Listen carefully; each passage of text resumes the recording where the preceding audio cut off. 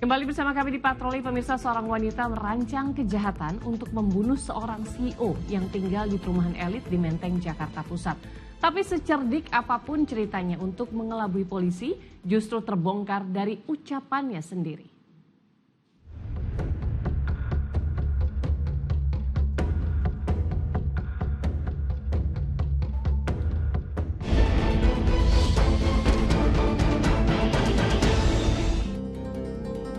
Bagai alur cerita di film drama, kasus perampokan yang menyasar seorang CEO perusahaan IT di rumahnya di Menteng, Jakarta Pusat ternyata melibatkan sosok yang tak kalah penting di perusahaan.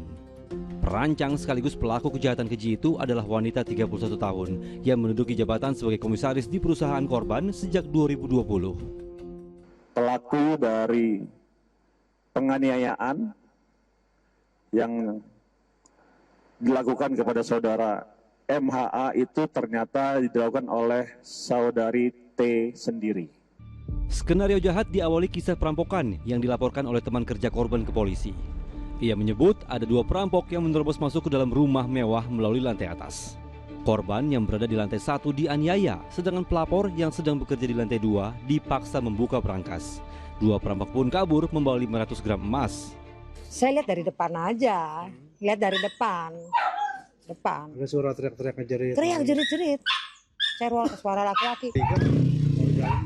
Saya berasa banget curiga dong. Masalahnya dia nggak pernah begitu.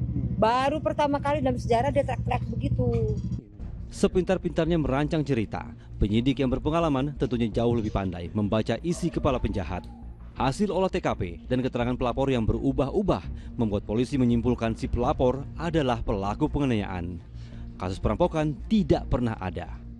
Ditemukan beberapa inkonsisten dari keterangan saksi dengan barang bukti maupun keterangan saksi lainnya yang kita periksa. Kemudian kita temukan ternyata bahwa keterangan awal dari saksi yang ada di TKP pertama itu atau saudari T itu kita duga palsu. Alasan sakit hati dan dendam jadi pemicu wanita itu menganiaya sang CEO.